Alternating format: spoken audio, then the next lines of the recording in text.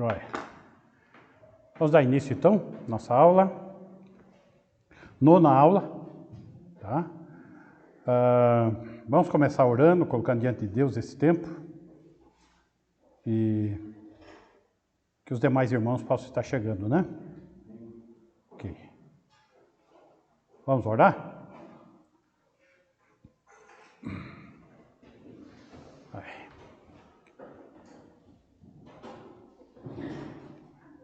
Márcia, abre pra gente, faz a oração. Querido Deus, podemos Pai, gratidão pela oportunidade de estarmos aqui para agradecer, louvar o teu nome por tudo que tem feito em nossas vidas.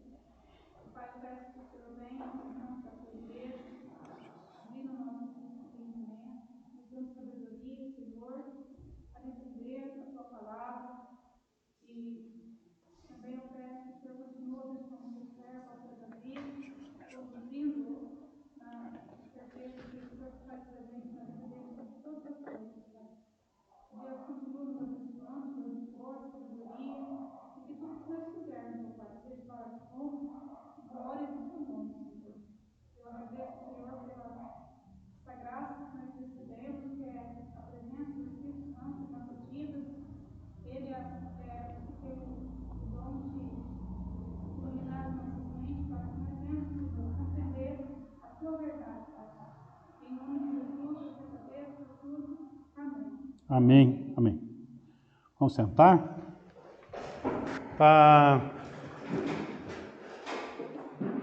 Primeiro eu quero que vocês tenham em mente a visão cronológica da escatologia. Nesse quadro está faltando um aspecto que nós estamos estudando em Daniel, que os tempos dos gentios. Começou lá com Nabucodonosor no ano 605 a.C. Então, o tempo dos gentios começa aqui atrás, ano 605, e vai até a segunda vinda, quando termina o tempo dos gentios, tá? Para estabelecimento do reino, tá? Estamos vendo agora os aspectos da presente era, que é outro aspecto cronológico da escatologia. A presente era, ela vai da primeira vinda até a segunda vinda. Então, na verdade, aqui nós temos o tempo dos gentios e a presente era, os dois aspectos paralelamente correndo. O tempo dos gentios começando com Babilônia e terminando com o Império Romano. O Império Romano, no tempo de Cristo, já estava estabelecido. Certo? Então, na segunda vinda, estava estabelecido, estava inaugurado. Ele estabelece o reino. Então, esses acontecimentos que estão aqui, entre as parábolas de Mateus 13 e as igrejas de Apocalipse 2 e 3, eles correm paralelamente dentro deste período chamado presente era. Nós estivemos estudando a parábola da semente e do solo, mostrando a estratégia de Satanás. Então, aqui em cima é a estratégia de Satanás. E aqui a estratégia de Jesus com relação à igreja. Então, uma é a perspectiva das coisas de Satanás e outra perspectiva das coisas da igreja, ocorrendo dentro do mesmo período. Não é exatamente cronológico, mas estão correndo dentro do mesmo período, numa mesma sequência. Então, coincide muito os fatos. E aí são esses fatos coincidentes que nós estamos vendo, ok? Hoje nós vamos ver a igreja de Esmirna e o paralelo com a parábola do trigo e do joio. Então, Apocalipse capítulo 2, versículo 8 ao 11 e Mateus 13, 24 até o 30, depois do 36 até o 43. Muito bem, vamos começar por Mateus 13. Vamos começar pela estratégia de Satanás, pela parábola. Ok? 13, 24.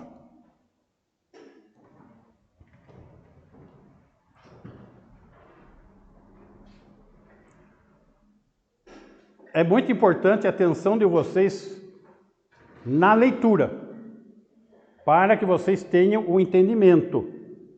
Ok? Outra parábola lhes propôs dizendo, então Jesus está propondo uma parábola. O reino dos céus, olha só, o reino dos céus é semelhante a um homem que semeou boa semente no seu campo. Quem é o homem que semeou boa semente? Jesus. Qual a boa semente? A palavra na primeira parábola. Na segunda, não. Isso que nós vamos ver hoje. 25. Mas enquanto os homens dormiam, veio o inimigo dele. Semeou o joio no meio do trigo e retirou-se. Então, a semente que ele estava jogando era o quê? Trigo. Ok? 26. E quando a erva cresceu e produziu fruto, apareceu também o joio misturado. 27. Então, vindo os servos do dono da casa, lhe disseram: Senhor, não semeaste boa semente no teu campo? De onde vem, pois, o joio? 28. Ele, porém, lhes respondeu: um inimigo fez isso. Mas os servos lhe perguntaram: queres que vamos e arranquemos o joio? 29. Não, replicou ele, para que, ao separar o joio, não arranqueis também com ele o trigo. 30. Deixai-os crescer juntos, joio e trigo, até a colheita. Porque na colheita que vai se ver o quê? O fruto. Aí você consegue distinguir. E no tempo da colheita, direi aos ceifeiros: ajuntai primeiro o joio, porque daí você percebe o que é joio e o que é trigo, porque joio não tem fruto. Atai-o em feixes para ser queimado, mas o trigo recolhei-o no meu celeiro, no celeiro dele. Ok, vamos começar por aqui. Aqui então nós estamos começando a trabalhar a estratégia de Satanás. Satanás, ele se opõe ao reino, tentando tirar e anular a palavra no coração, lá na primeira parábola, tá? E quando isso falha, o inimigo usa outros meios para atacar o reino de Deus e seus cidadãos, os cidadãos do reino. Deixa eu explicar como que é essa questão dos cidadãos. Nós estamos no reino? Não. Está estabelecido o reino? Não. Mas nós que cremos em Jesus somos cidadãos do reino. Como é que nós temos que viver a nossa vida? Segundo os princípios deste mundo ou segundo os princípios dos céus, do reino? Aí que faz sentido o Sermão da Montanha, onde ele vai falar os princípios do reino para serem vividos aqui. Essa é a maneira de viver lá. Mas nós temos, como cidadãos dos céus, temos que viver aqui como deveríamos viver lá. Então nós seguimos as leis de lá, aqui, que tem outras leis, outro Senhor em terra hostil. Estamos no terreno do inimigo, tá? Então aí a questão dos cidadãos dos céus na terra. Muito bem. A parábola do trigo e do joio retrata o quê? A rivalidade entre o verdadeiro reino dos céus e o falso reino até o juízo escatológico da segunda vinda. Tá? Então, até quando vem? Segunda vinda. O quê? A presente era. E o tempo dos gentios? Até a segunda vinda. Tudo vai se consumar aqui. Tá ok? Muito bem.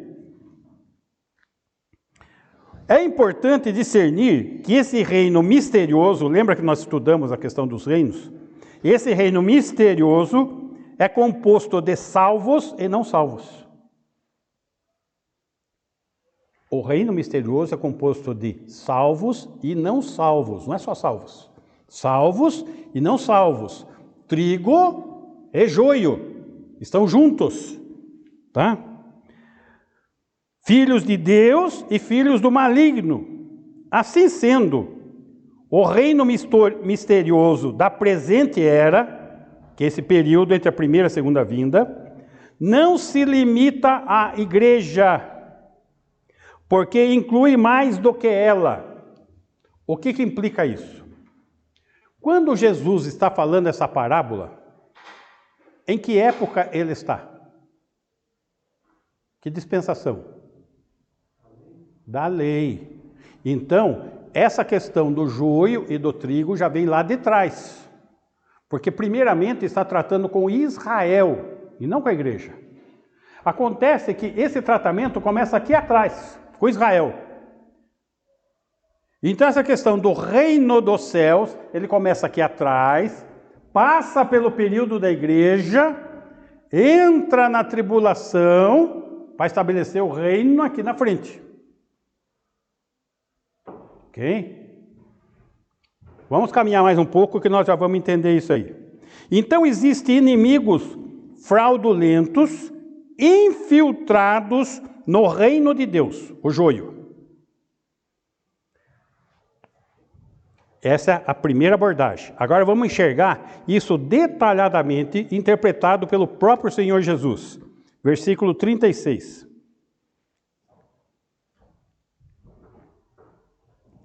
Então, despedindo as multidões, foi Jesus para casa.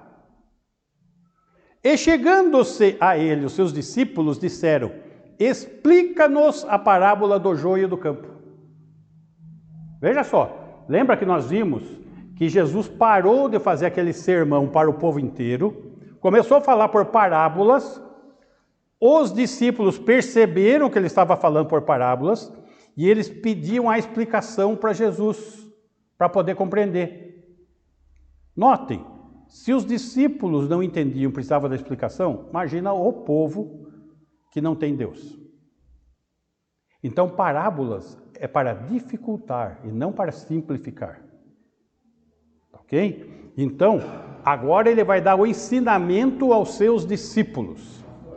Oi. Quando você diz assim, por parábola, seria para confundir o adversário, não? Os incrédulos. É para confundir ele. Para não entender mesmo. Isso. Porque eles estavam rejeitando Jesus. Então, quando chegou num determinado ponto, olha, daqui para frente, já que vocês me rejeitaram, eu não tenho mais nada a falar com vocês. Daqui para frente é só com os discípulos. Foi isso que aconteceu. 37. E ele respondeu: o que semeia a boa semente é o Filho do Homem. É ele. É ele que semeia a boa semente. 38. O campo aonde é jogada a semente é o mundo. A boa semente são os filhos do reino. O joio são os filhos do maligno. Olha a interpretação. Está aqui. A boa semente são quem? Os filhos de Deus.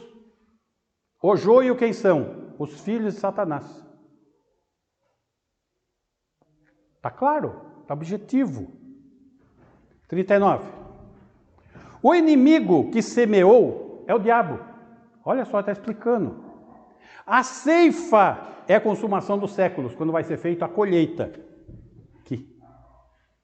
E os ceifeiros são os anjos, que vêm para colher os feixes. E eles vão colher o que primeiro? O joio, para queimar. Esse não toma posse do reino. Tá? 40. Pois assim como o joio é colhido e lançado ao fogo, os filhos do maligno, eles são colhidos e lançados ao fogo. Assim será na consumação do século. De novo na segunda vinda aqui. Está vendo? É até o 43. 41. Mandará o Filho do Homem os seus anjos, que ajuntarão do seu reino todos os escândalos e os que praticam a iniquidade. O joio está misturado com o trigo, só que o joio, eles praticam o escândalo e a iniquidade. Iniquidade não é o simples pecar, é o pecar com a intenção da maldade mesmo, eu quero fazer esse mal. Entendendo? Não é o pecado porque eu fui dominado pelo pecado, mas é o pecado mal intencionado. Escândalo e iniquidade. 42. E os lançarão na fornalha acesa, ali haverá choro e ranger de dentes. Não termina aí. É choro e ranger de dentes a eternidade. 43. Então, os justos resplandecerão como o sol no reino de seu Pai, segunda vinda, reino milenar. Quem tem ouvidos para ouvir, ouça. Vamos trabalhar um pouquinho isso. Essa parábola, ela tem sua maior intensidade o quanto mais se aproxima da tribulação.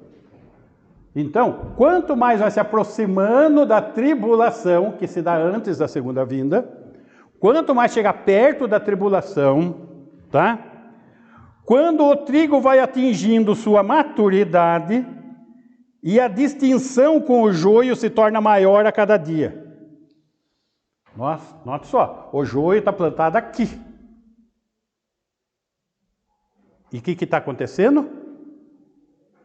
A safra vai chegando, a safra vai chegando, a safra vai chegando. Quando chega aqui na frente, você consegue enxergar o trigo maduro e os joios sem nada, pouco. Então, quanto mais se passa o tempo, mais fica se identificando essa questão. Vamos olhar um pouquinho para a nossa sociedade. Quanto mais caminha, mais incrédula fica. Quanto mais caminha, mais imoral fica. Quanto mais caminha, menos fé se tem. Quanto mais caminha, começa a 100 a produção, a 60 e a 30. Vai diminuindo o resultado do trigo. Porque o joio vai tomando conta. Só que quanto mais tempo passa, mais começa a aparecer a distinção entre joio e trigo. O que já está aparecendo já com uma razoável diferença. A gente já consegue perceber, à luz da palavra de Deus, tudo aquilo que está fora daqueles que se dizem cristãos. Mas são só religiosos, são joio. Tá? Muito bem. Por que o período da tribulação? Vamos lá.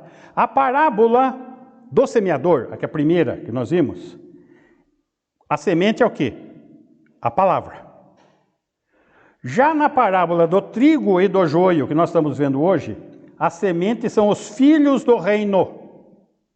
Na primeira é a palavra, na segunda são os filhos do reino. Aonde? Neste mundo. Referindo-se a quem? A Israel, não é a igreja. Notem que aqui está falando do reino prometido para Israel, não está falando do reino prometido para a igreja. A igreja não tem promessa de reino, tem promessa de uma pátria celestial. Tá? Vamos olhar, o contexto está escrito é Mateus, é para os judeus. Vamos lá, Mateus capítulo 8, versículo 11.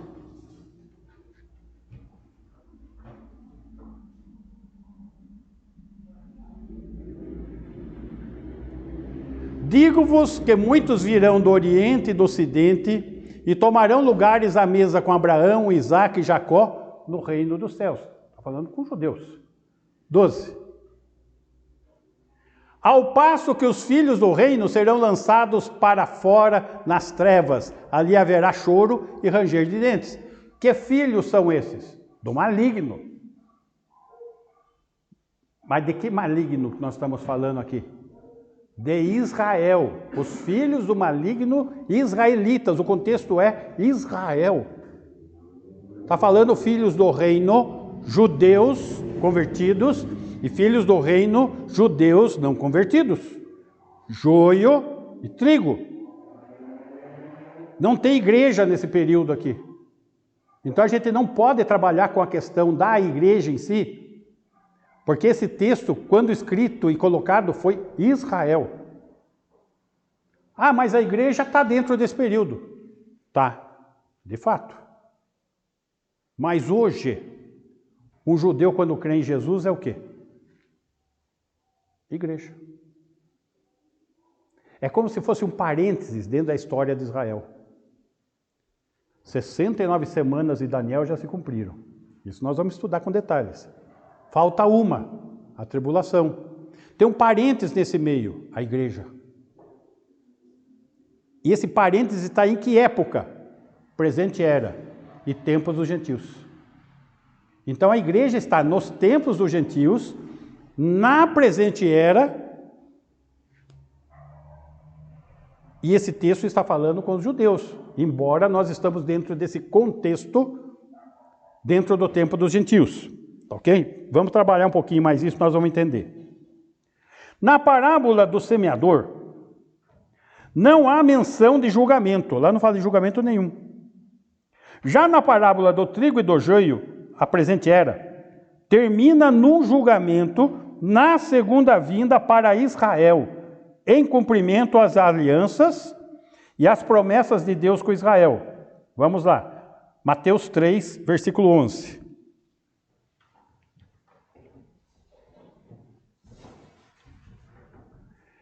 Eu vos batizo com água para arrependimento, mas aquele que vem depois de mim, João Batista está falando, é mais poderoso do que eu, cujas sandálias não sou digno de levar. Ele vos batizará com o Espírito Santo e com fogo. Batizará quem com o Espírito Santo e com fogo? Os filhos do reino. Quando o joio não produzir semente, ele vai ser batizado o quê? Com fogo, versículo 12. A sua pá ele tem na mão, ele limpará completamente a sua eira, que é onde bate o trigo. Recolherá o seu trigo no celeiro, mas queimará a palha em fogo inextinguível. Os filhos do maligno.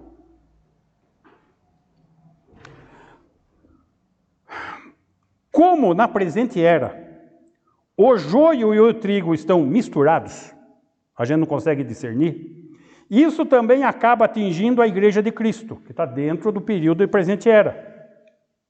Apesar de uma promessa diferente. Vamos lá, João, capítulo 14, versículo 2.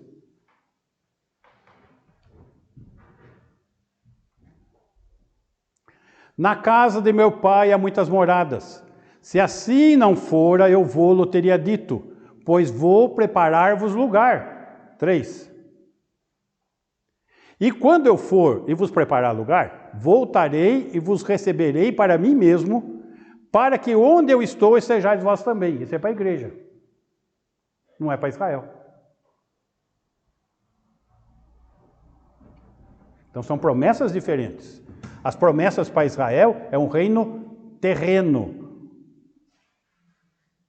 uma pátria terrena, uma capital terrena, um trono terreno.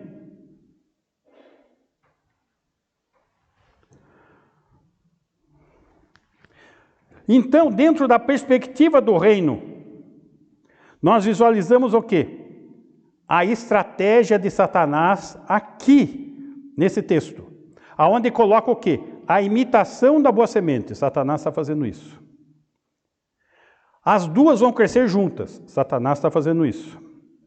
No fim da era, o joio é retirado. Ele já não consegue mais enganar. O caráter da semente só vai ser conhecido na hora da colheita. Mas até lá, está misturado e não tem como discernir.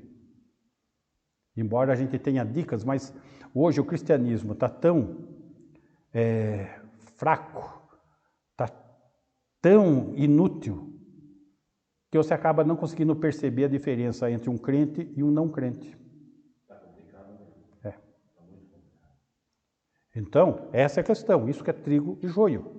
Só que isso o texto está falando dentro da nação de Israel, mas isso acaba nos atingindo porque nós estamos dentro da presente era e do tempo dos gentios.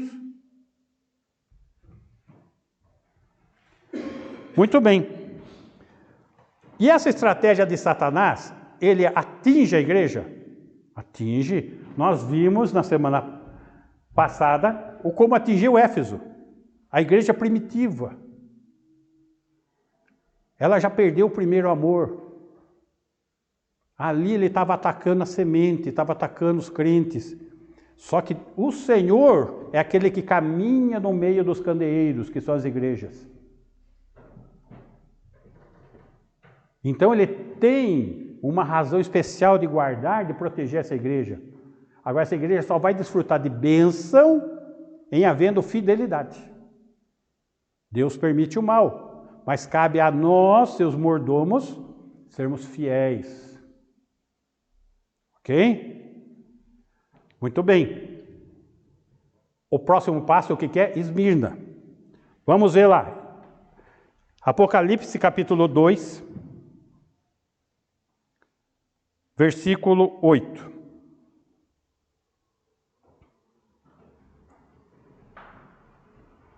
Ao anjo da igreja em Esmirna escreve: essas coisas diz o primeiro e o último, que esteve morto e tornou a viver. Esmirna, ela está situada a 56 quilômetros de Éfeso. Lembra que de Éfeso, daí você caminha em direção a Esmirna. São 56 quilômetros até lá. Ela foi fundada por Alexandre Magno. Quando? No século 3 antes de Cristo. Esmirna é uma cidade antiga, estão vendo? Século 3 antes de Cristo ela foi fundada. E ela é uma cidade portuária, perto do mar, tá? Na beirada do mar. E sendo portuária, ela também é fortemente comercial. E ela ligava a quem? Ali era a rota de ligar a quem? Ela ligava Roma, a Pérsia e a Índia. Saía daquele porto a conexão comercial. Muito bem. Isso fazia com que naquela cidade rodasse muito dinheiro. Era uma cidade próspera. E era uma cidade também fiel a Roma. Ou seja, mesmo antes de Roma dominar o mundo, lá atrás, lá em Esmirna foi construído um templo do culto ao imperador Tibério. Isso no ano 26. Então, quando Jesus esteve aqui, Esmirna já tinha um templo consagrado a Tibério, imperador romano, fazendo-se de Esmirna sede do culto ao imperador. Então, nós estamos numa cidade que é o centro do culto ao imperador romano. Isso vai determinar o entendimento dessa carta, tá? Ok. Essa descrição, ao anjo da igreja Esmirna escreve: essas coisas diz o primeiro e o último, que esteve morto e tornou a viver. É uma descrição da parte de Jesus de consolo para aqueles que estão enfrentando o quê? O perigo da morte diariamente. Lá. Esse é o contexto de perseguição. E nesse contexto de perseguição, nós chegamos então ao que Cristo está vendo a respeito dessa igreja. Versículo 9. Conheço a tua tribulação, a tua pobreza, mas tu és rico. E há blasfêmias dos que a si mesmos se declaram judeus e não são, sendo antes sinagoga de Satanás. Muito bem, vamos entender essa parte. Ele começa com o quê? Eu conheço. Lembra que nós vimos isso na semana passada? Jesus declarando eu conheço. Ele conhece o quê? A tribulação, a pobreza. E ele está transmitindo o que para os membros dessa igreja? Ternura, consolo, esperança, para que eles possam honrar o nome de Jesus, seguindo os passos de Jesus. Daquele que não teve onde reclinar a cabeça enquanto aqui. Daquele que culminou numa morte de cruz, por amor, só que tornou a viver. Estive morto, mas estou vivo. Tornou a viver. Volta no versículo anterior. O primeiro e o último, que esteve morto e tornou a viver. Eles estão tendo perseguição e morte lá, naquele período. Então ele está mandando uma mensagem de consolo. Vocês estão seguindo meus passos? Eu fui perseguido. Vocês estão seguindo meus passos? Eu fui até a cruz. Vocês estão seguindo meus passos? Eu venci a morte. Estive morto, mas tornou a viver.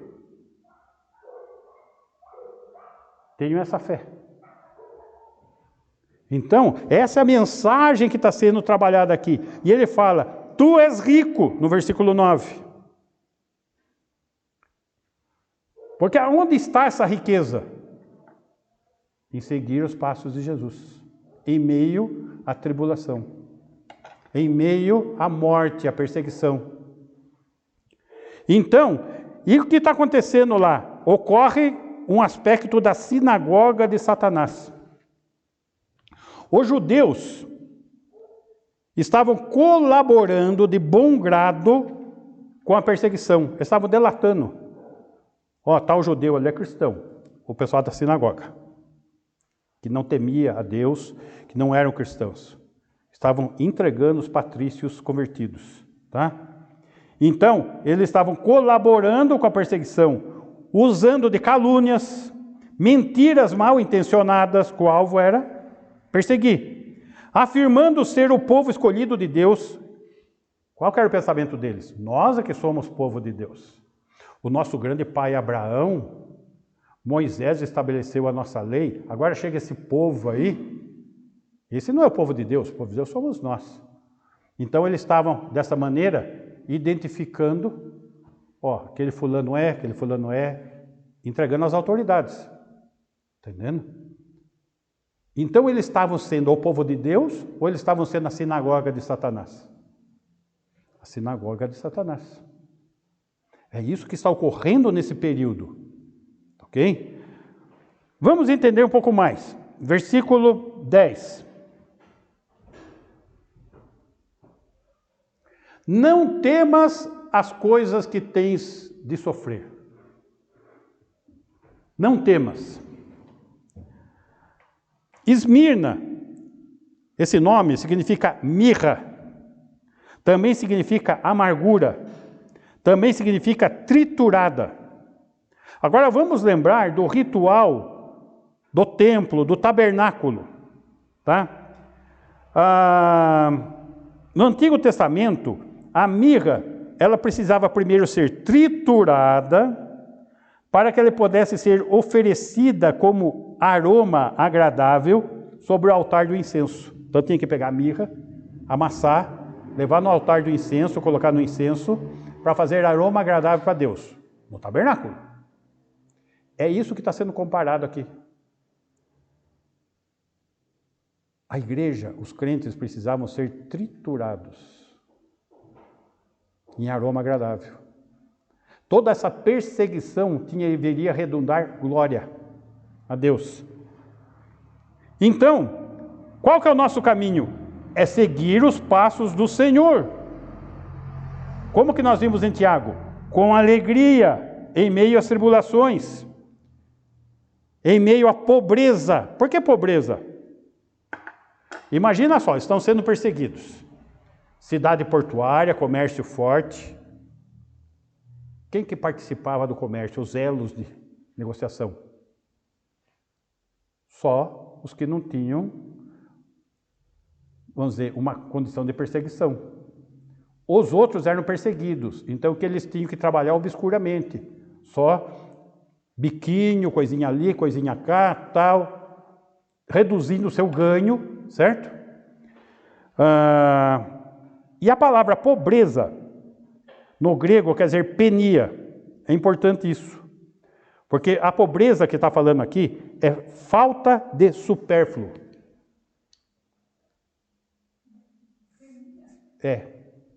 Falta de supérfluo. Ou seja, eles não tinham recursos para ter coisas de marca, coisas, né?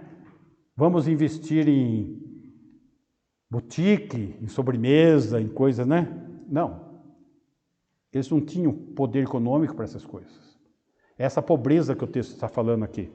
Por quê? Porque a pobreza que está citando aqui não é a falta do essencial, que a palavra seria pitocheia, falta de essencial. Então daí está faltando arroz, está faltando feijão, está faltando a comida do dia a dia. Não era esse tipo de pobreza, de miséria. Mas era pobreza de você ter o recurso básico para sobreviver, para comer. Essa pobreza que o texto está falando. Então eles viviam o quê? De biquinho para lá, biquinho para cá. Então, terminava o dia e já comprava comida para comer. No dia seguinte tinha que trabalhar para ganhar comida para comer, aquele negocinho. Né? É essa situação que está falando. E o texto está falando, não temas para que o nosso viver seja o quê? Aroma agradável, de louvor ao Senhor, que tornou a viver. Tão somente confie a sua vida nele. Agora, perceba só. Quantas e quantas vezes que a gente passa dificuldades. E muitas vezes a gente levanta os olhos para o céu, não com esse espírito de gratidão, de discipulado, de seguir os passos, de ser aroma agradável, mas de murmuração. Igualzinho o povo lá no deserto que murmura, só tem maná, a gente quer codorna. Lá no Egito, enquanto a gente era escravo, a gente comia melhor. Estão vendo? É essa condição que está sendo levantada aqui. É exatamente essa situação. Se tiverdes o que comer, vestir e um teto sobre a cabeça, é isso que está prometido.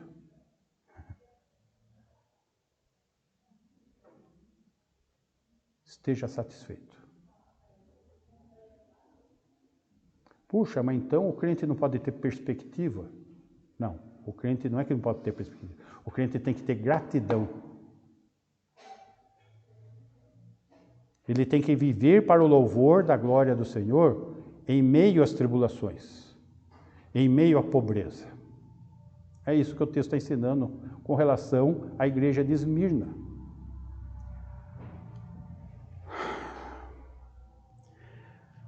Eis que o diabo está para lançar em prisão alguns dentre vós, para ser dispostos à prova, e tereis tribulação de 10 dias.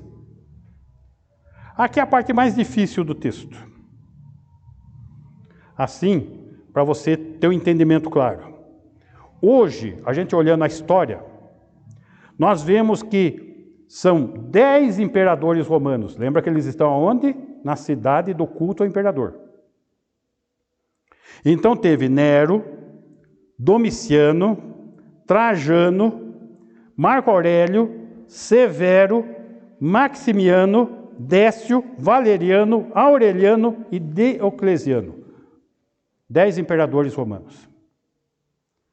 Começando lá no ano 54 e indo até o ano 305.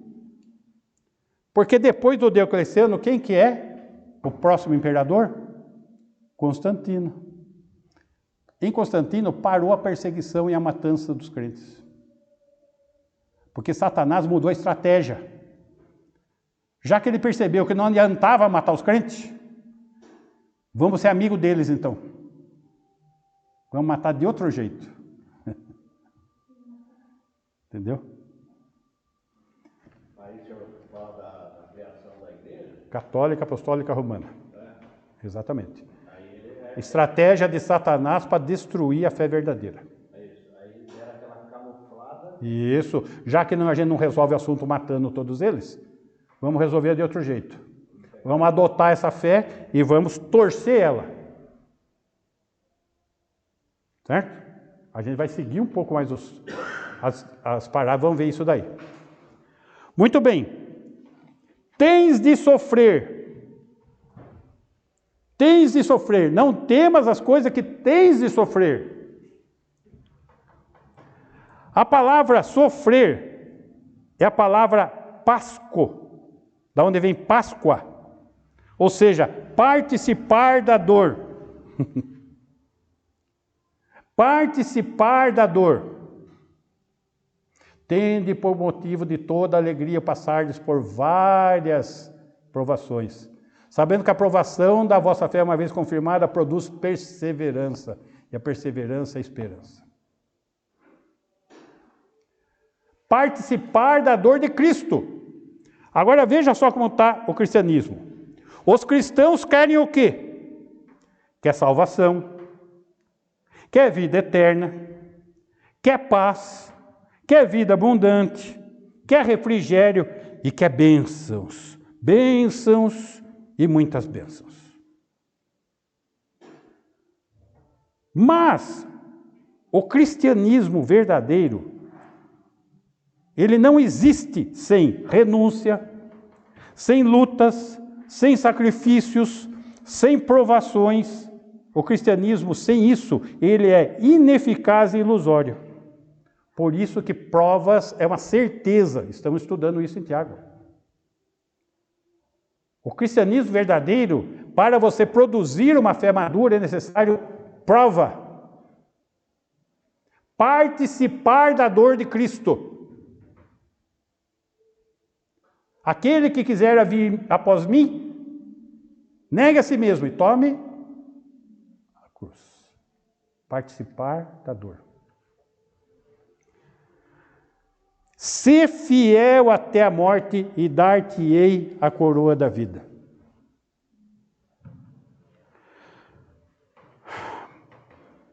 Se nós contarmos os 10 imperadores, nós vamos ver um tempo de mais de 200 anos. Nesses 200 anos, os cristãos morreram para divertir o povo de Roma. E morriam cantando hinos de louvor a Deus nas arenas.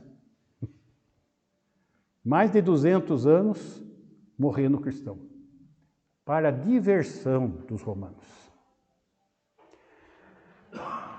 Esmirna, oi? A época de Daniel, que só estava. Não. A Daniel é bem lá para trás. Aqui já é cristianismo, aqui na frente. Começou com Paulo para frente. Tá? Nós estamos falando de que período? Até o nascimento da Igreja Católica, gente. Então, note que tem uma questão cronológica. Igreja primitiva, a igreja perseguida e que participava da dor da perseguição com Cristo. Esmirna. Que vai até o nascimento da Igreja Católica Romana. Lembra que eu falei dos paralelos cronológicos? Está aí.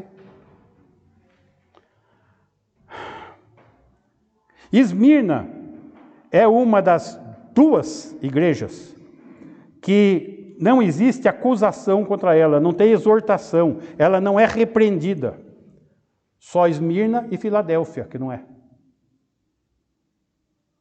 Mas, se vocês observarem a leitura do texto, o texto não fala, conheço as tuas obras. Ele não fala, quais são as obras de Esmirna? Não é citada nenhuma.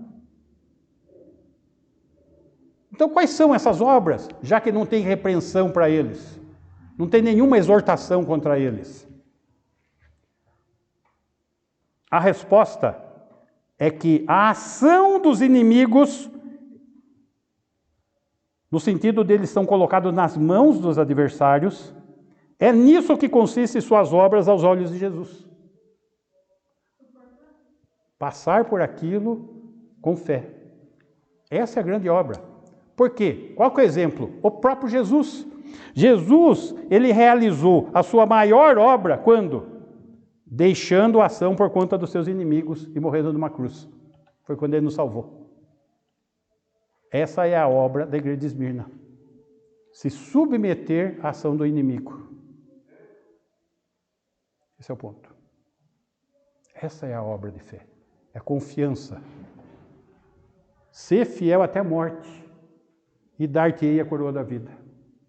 Fidelidade até a morte. É o que aconteceu.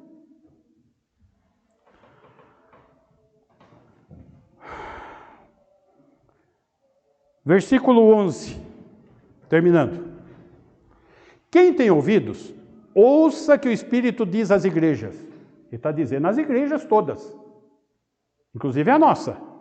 O vencedor de nenhum modo sofrerá dano da segunda morte.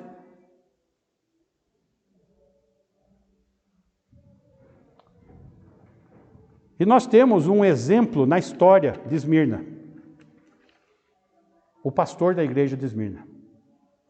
O pastor da igreja de Esmirna chamava-se Policarpo.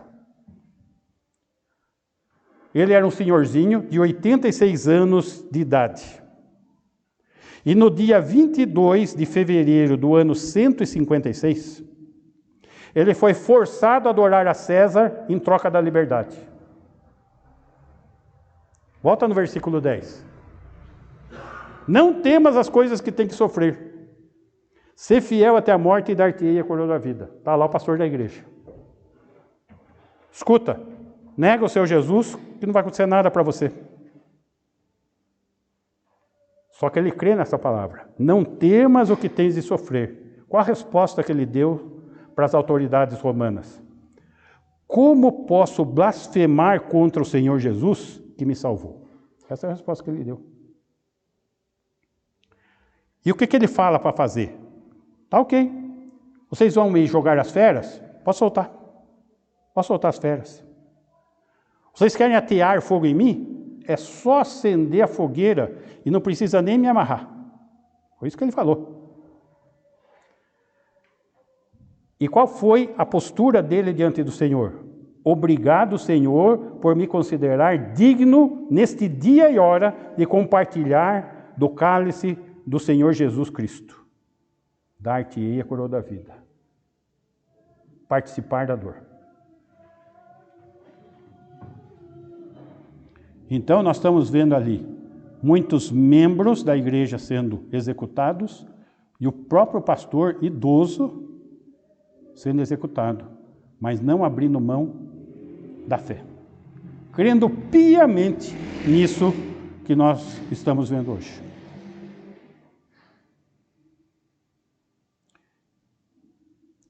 Eu acho que a nossa fé tem sido uma fé muito frágil. As pequenas provas que nós temos passado, muitas vezes já estão abalando as nossas vidas.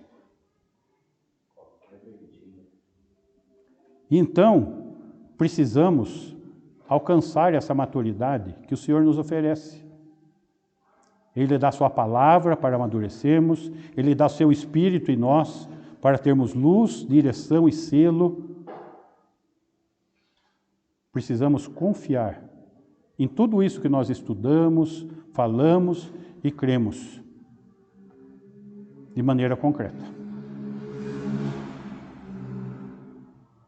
Que o Senhor nos ajude. Amém? Ok. Vamos ter um intervalo agora, porque se eu começar assunto novo, não vai dar tempo. Tá bom? Vamos encerrar com um tempo de oração? Ok?